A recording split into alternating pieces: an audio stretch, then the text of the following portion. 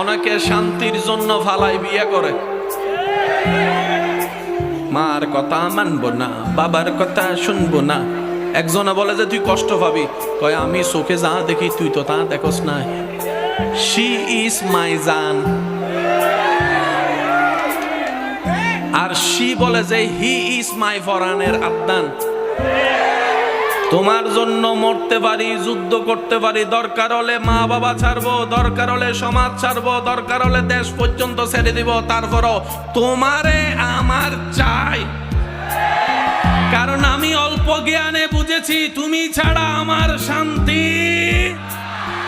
6 মাস যাইতে না যাইতে আদালতে মামলা। কথা বলেন, কথা বলেন, কথা বলেন। আদালতে, জোরে বলেন আদালতে।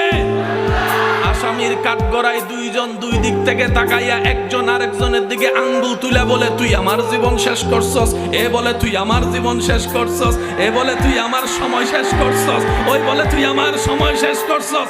জজ মহোদয় বলে 6 মাস আগে তো একজন আরেকজনের জন্য হাতও কেটে ফেলছো, রক্ত প্রবাহিত করছো, আজকে কেন এই অবস্থা? রব বলে যে আমি যেখান থেকে রহমত ছড়াই ফেলি শান্তি তুমি পাবা না, যেখানে আমি রব রহমত দিব বাঙ্গা করো সংসারে শান্তি পাবা। ডান হাত তুলে দেখাই বলো ইমানদার ভাইয়েরা, ঠিক কিনা?